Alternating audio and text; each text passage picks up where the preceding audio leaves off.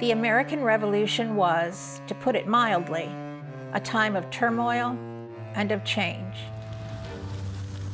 250 years ago, it pitted neighbor against neighbor and family against family. Some of that conflict happened right here in Milton, Massachusetts.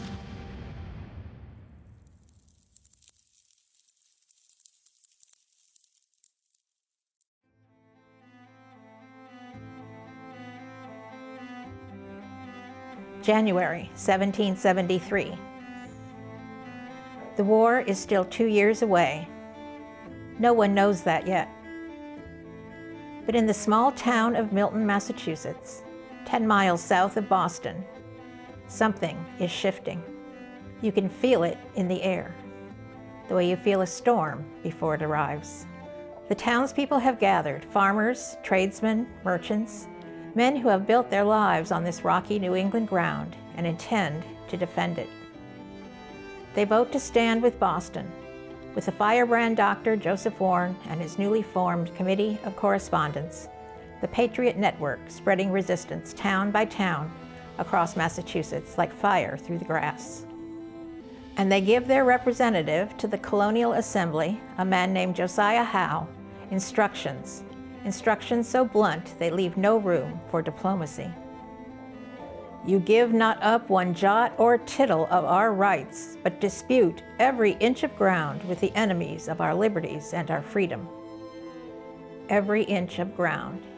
These are not the words of men looking for compromise. These are men who have made up their minds. But Milton is not unanimous, and at the very top of Milton Hill, behind iron gates and sweeping views of the harbor, lives a man who sees all of this very differently.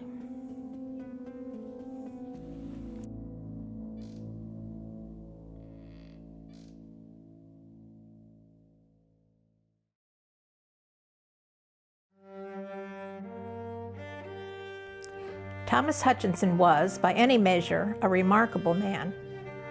Born in Boston in 1711, his family had been in Massachusetts for 4 generations.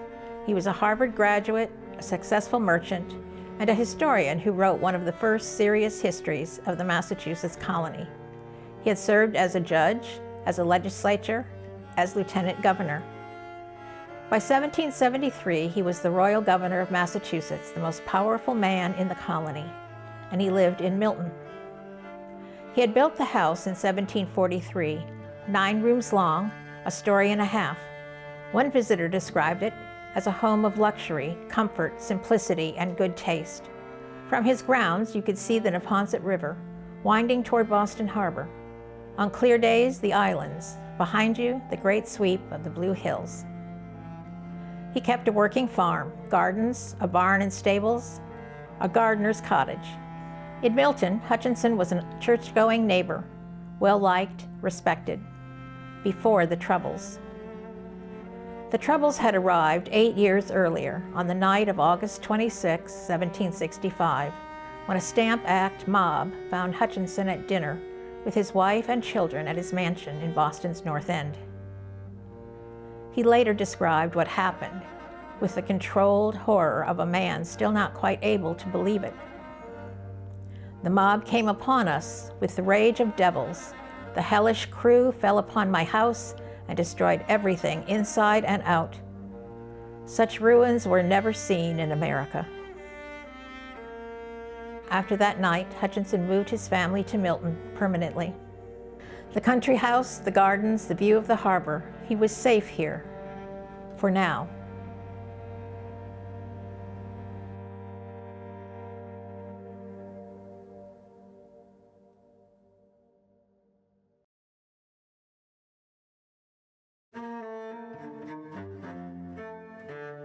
Here's the thing about Thomas Hutchinson that makes him a tragic figure rather than simply a villain.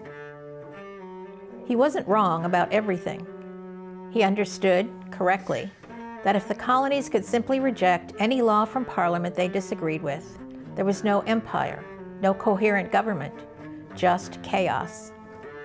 He had even, privately, thought the Stamp Act was a bad idea, but there was a line he would not cross. Parliament was supreme. Supreme over the colonies. In all things, always. This was not negotiable.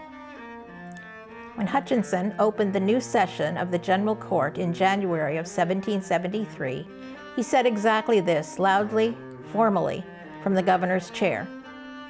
He called the growing patriot cause what he believed it truly was, tending to sedition and mutiny, a contagion that had begun in Boston and was spreading through the towns. In the audience that day, Josiah Howe, the man Milton had sent with instructions to dispute every inch of ground, the governor believed the patriots were criminals, edging towards treason. The patriots believed the governor was a servant of tyranny. Both men were utterly certain they were right. By the end of 1773, John Adams, future president, then a sharp-tongued Boston lawyer, would call Hutchinson the most hated man in America.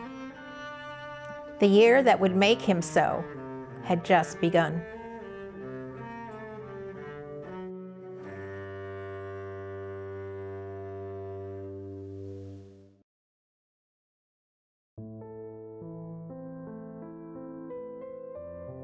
In May of 1773, the British Parliament passed a law it thought was rather clever, the Tea Act. The British East India Company, one of the most powerful corporations in human history, was in financial trouble. Warehouses in London sat stuffed with 17 million pounds of unsold tea. The mechanism was elegant. East India tea would now be sold directly to American retailers, cutting out the colonial middlemen. The price would actually drop, even with the tax included. It would be cheaper than smuggled Dutch tea. Parliament assumed the colonists would simply buy the cheaper tea, pay the tax, and the matter would be settled. Parliament was wrong. Colonial merchants saw their businesses obliterated. Smugglers saw their livelihoods destroyed. And patriot leaders, men like Samuel Adams, saw something more dangerous, a trap. If colonists accepted the cheap tea, they accepted Parliament's right to tax them. The principle was everything.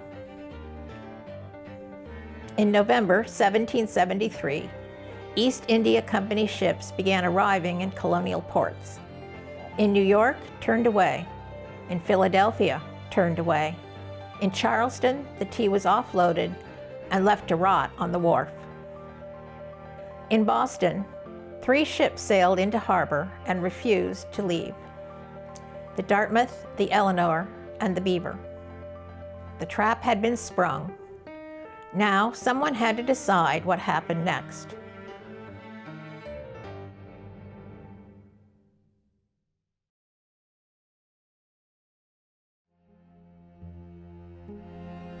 The morning of December 16, 1773, dawned cold in Milton. Thomas Hutchinson was at home. 10 miles away in Boston, the city was coming apart at the seams. 5,000 people, some accounts say more, had jammed into and around the Old South Meeting House, the largest gathering the city had ever seen. The Dartmouth was moored at Griffin's Wharf. Under the Tea Act, if the ship's tea tax wasn't paid by midnight, customs agents could legally seize the cargo. The ship's owner, a young Quaker merchant named Francis Roach, was trapped between 2 impossible forces: the colonial mob on one side, the British law on the other. The crowd gave Roach one last instruction: ride to Milton, find the governor, demand a clearance pass to send the ships back to England without paying the tax. Only Hutchinson could grant it. Roach made the 10-mile ride. He arrived at Hutchinson's estate on Milton Hill and made his case. The ships should simply be allowed to leave. No confrontation, no crisis. Just let them go. Hutchinson listened. He knew what might happen if he said no. And he said no. It is time, Hutchinson told Roach, that this anarchy was restrained and corrected by some authority or another. The law was the law. Parliament was supreme. He had built his entire life on these beliefs. He would not abandon them now.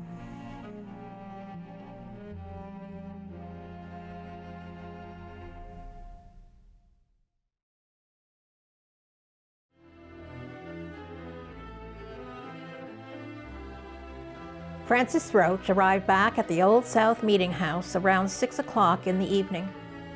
The crowd had been waiting for hours. Boston merchant John Rowe recorded in his diary that the meeting had been tense, the language spirited, the air thick with something that felt like the edge of a cliff. Roach delivered his news. The governor had said no. What happened next was not spontaneous. Samuel Adams, the master organizer of Boston's Patriot movement, the man who had been maneuvering towards the moment for weeks, reportedly rose and told the crowd, "This meeting can do nothing more to save the country." It was, historians believe, a signal. From somewhere in the crowd or nearby came a war whoop, and then dozens of men, many disguised as Mohawk warriors, moved towards Griffin's Wharf. They worked for 3 hours in near silence. 342 chests of tea, each one hauled up from the hold, split open with a hatchet, and emptied into the dark waters of Boston Harbor. The total value, nearly 10,000 British pounds. In today's terms, roughly $2 million. Destroyed. Up on Milton Hill, Thomas Hutchinson's house sat in darkness. He would not learn what had happened until morning. The anarchy he had refused to restrain had just changed the world.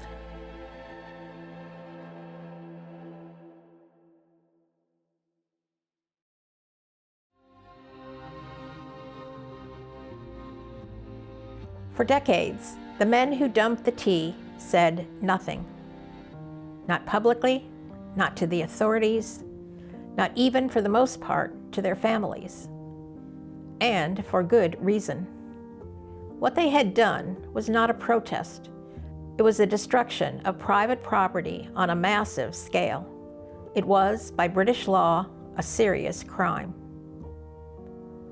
Over the years, through careful historical research, names have emerged. One of the most remarkable came from Milton. John Crane.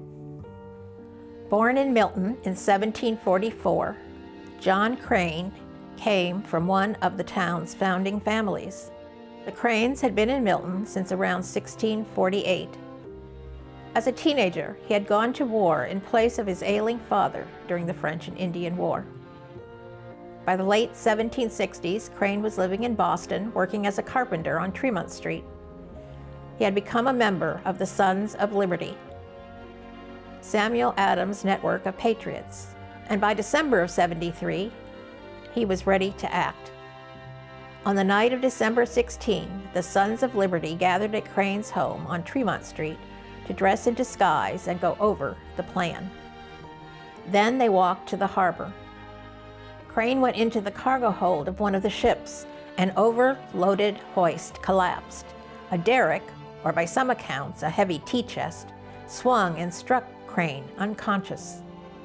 His fellow patriots, working quickly in the dark, checked him and believed he was dead. They carried him off the ship and hid him in a nearby woodshop. They had tea to dump. When the night's work was done, several men went back to collect the body.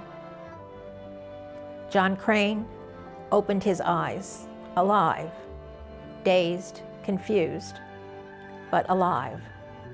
John Crane went on to serve throughout the Revolution, rising to Brigadier General in the United States Corps of Artillery. He lived to see the country he helped create take shape. He died in Maine in 1805, the only confirmed casualty of the Boston Tea Party.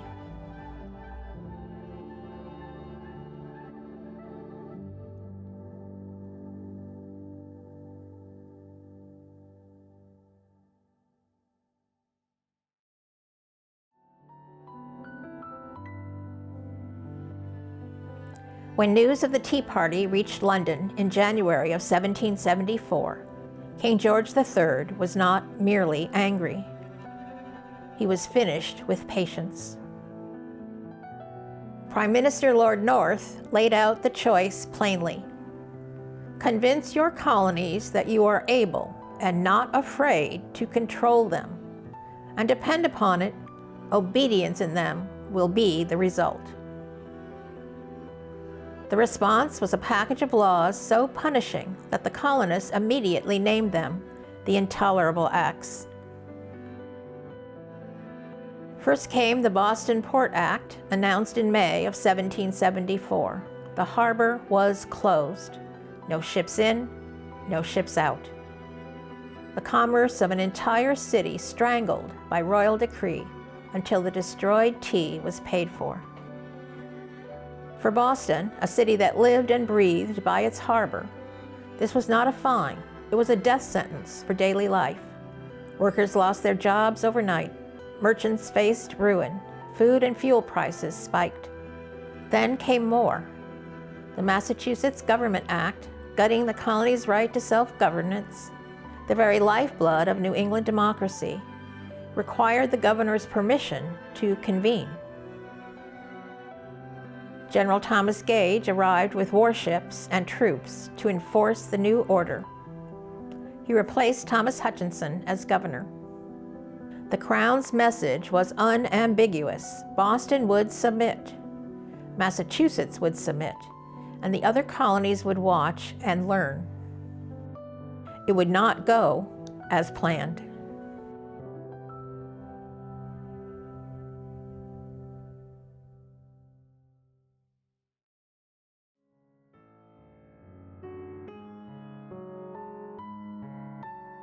On a morning in May of 1774, Thomas Hutchinson walked down from his estate on Milton Hill for the last time.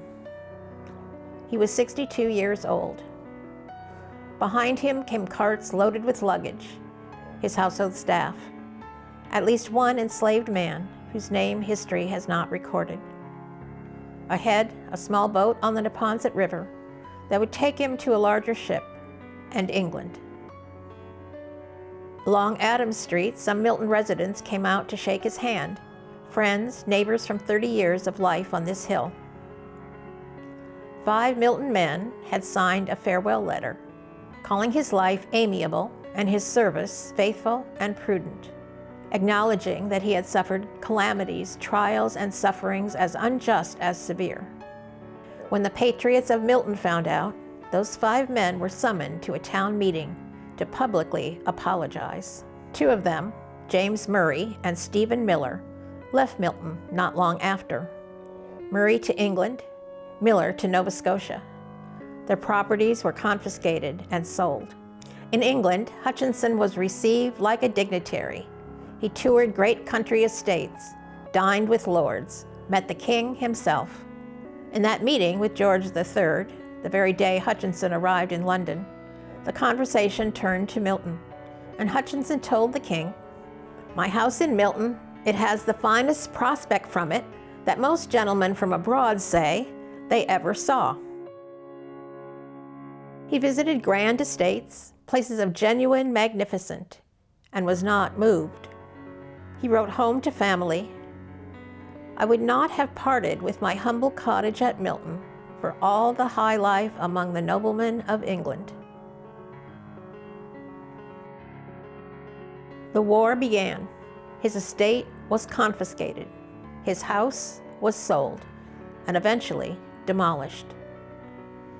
Thomas Hutchinson never went home. He died in England in 1780, still waiting.